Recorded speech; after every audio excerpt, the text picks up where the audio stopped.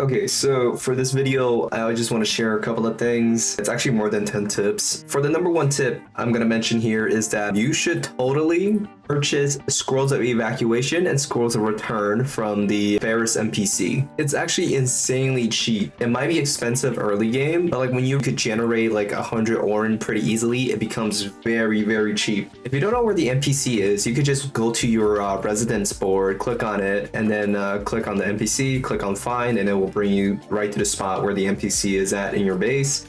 The scroll of excavation lets you leave the dungeon but does not teleport you to a specific location. The scroll of return lets you leave the dungeon as well as choosing a destination to teleport to.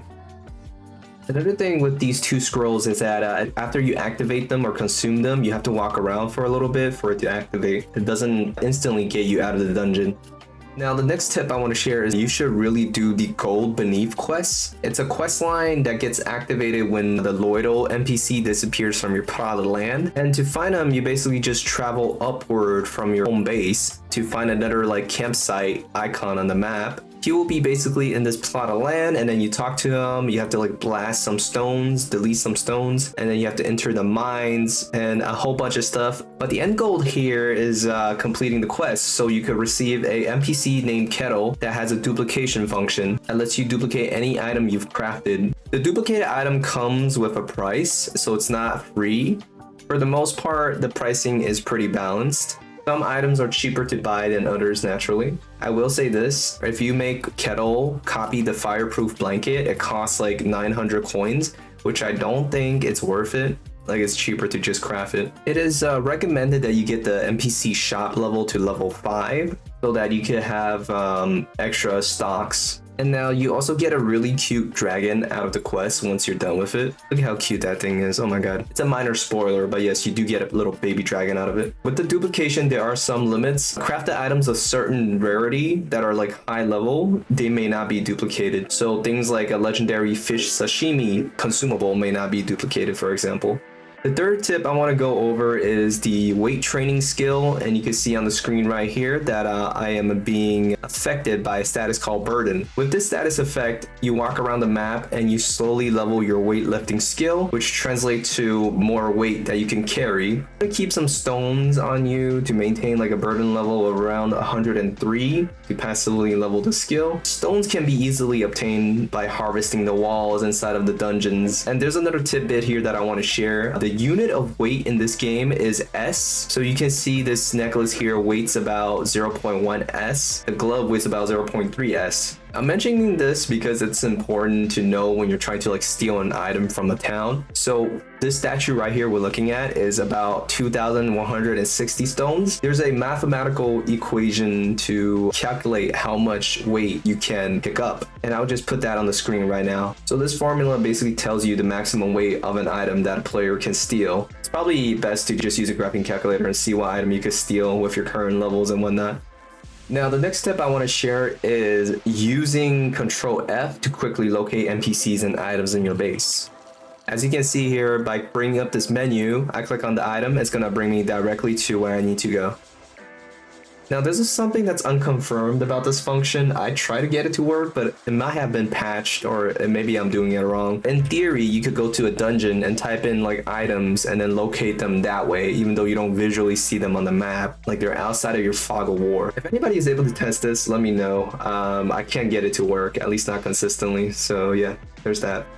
Now, the next tip I want to share is very, very important. This is something that is esoteric as fuck and nobody has mentioned it really. You need to pay attention to the yearly wish mechanics. Now, what is this mechanic? Basically, every year, in-game year, like 365 days, right? You can get a wish that lets you obtain anything inside the game. How do you go about doing this?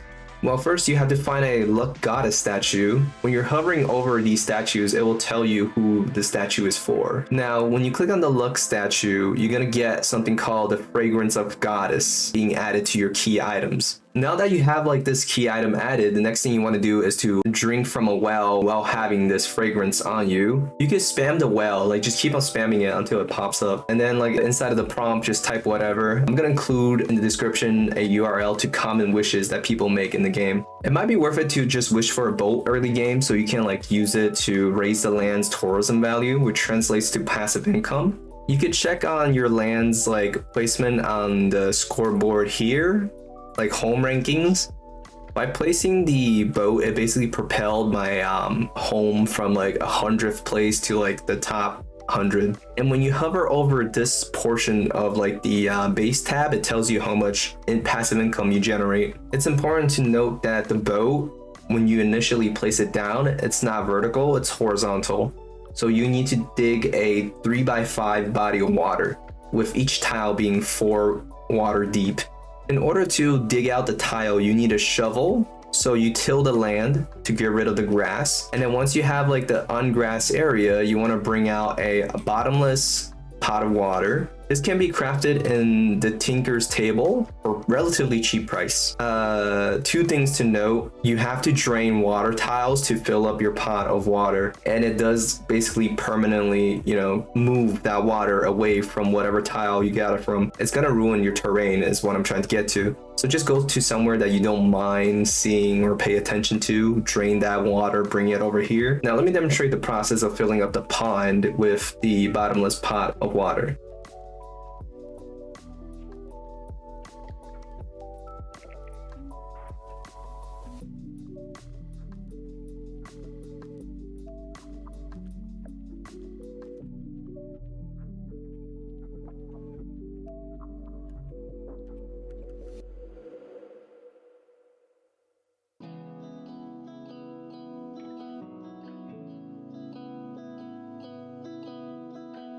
Now I wonder if Kettle can copy the bottomless pot with pre-filled water so we can like use it to repair the tiles we draw the water from. That's like something I want to test. I want to give credit to this person here, Chloe or Norticus 36. By chance, I stumbled across the mechanics while reading that person's post. They simplified the process and they also were really extremely helpful. I would have never figured this shit out.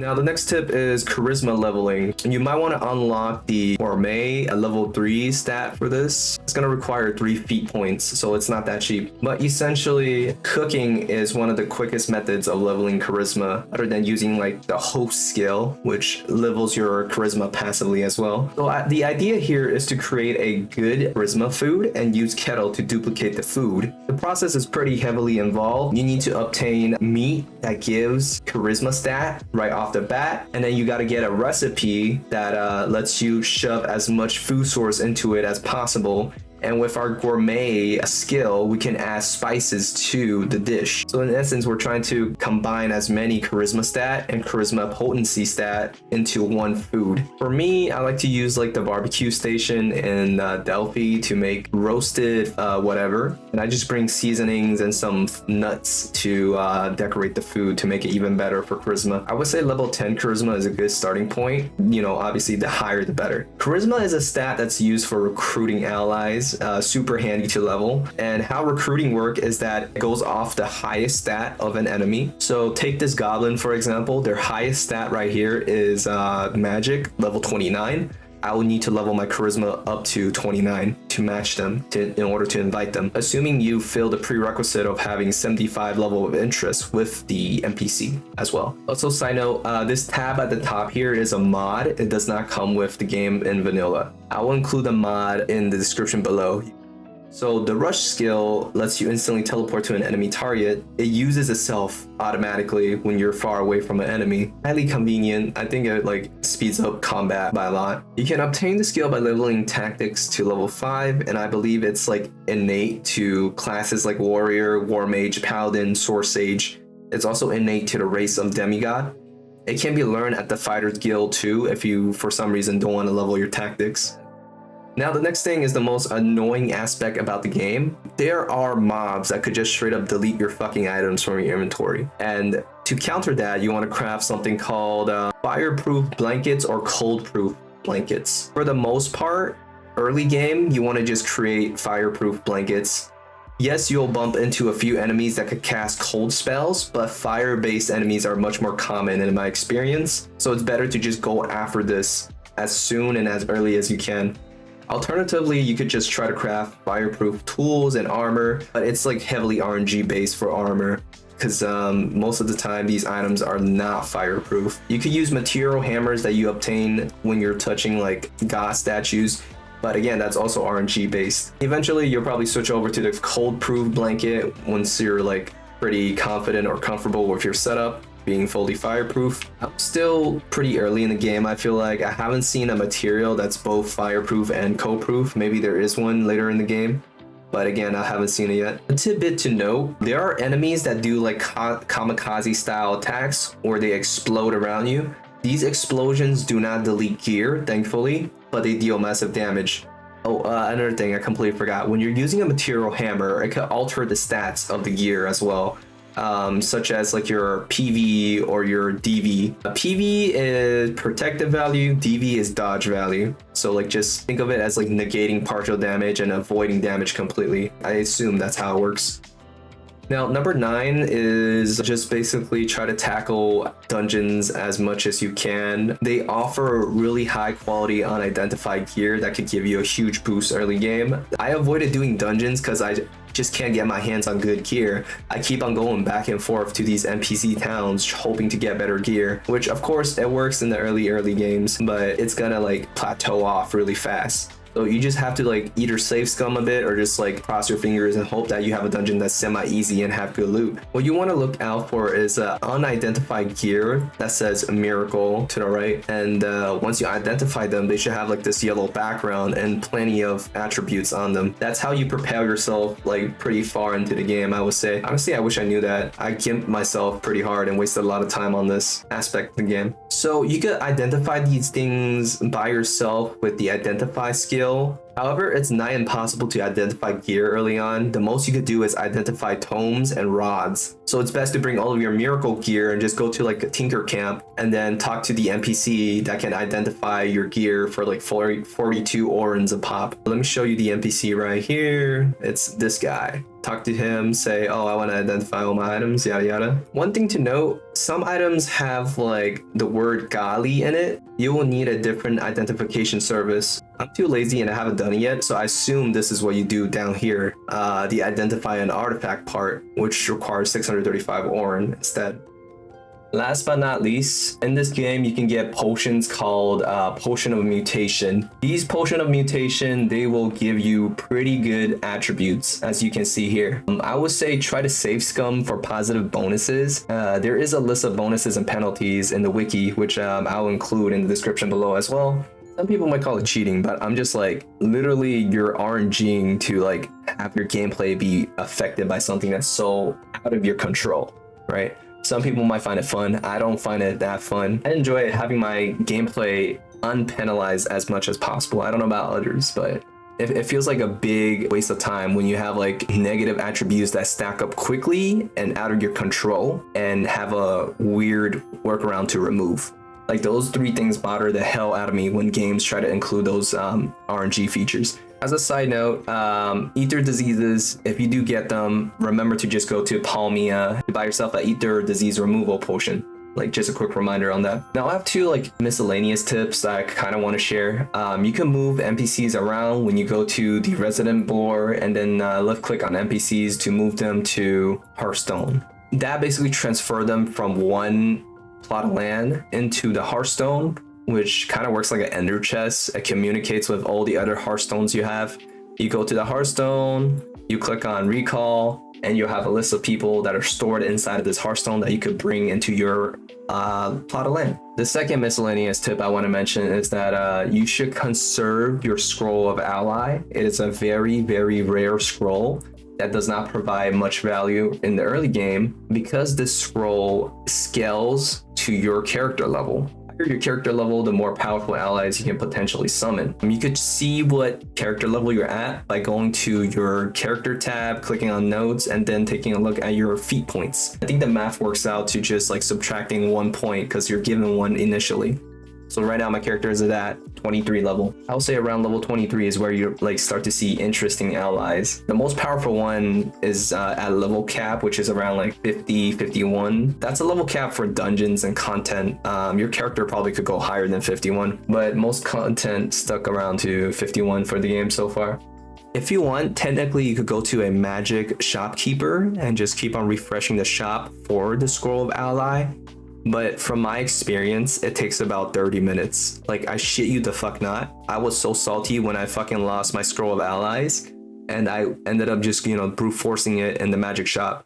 Kid you not, 30 minutes of just refreshing, reloading, safe scumming. That shit was fucking miserable. So make sure you pay attention when you get the scroll in the game. I was considering putting this into like the main tip portion, but I don't know. It's something that's so rare and niche that probably doesn't like matter, and you use it very late in the game too. So the third miscellaneous tip I have, stumble on this completely by accident. You can hold down the letter E to, you know, kind of move your character about. It's emulating your left click. You press E, and this is something you could change in the settings. The hotkey can be changed by pressing escape and then go to config.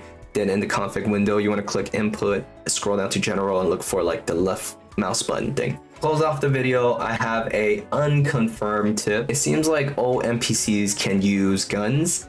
It appears that bullet is coming out of the NPC simultaneously as the NPC is doing their main hand weapon damage. So it might be two sources of damage you're having here, for free by the way. These guns don't take ammo when they're used on NPCs.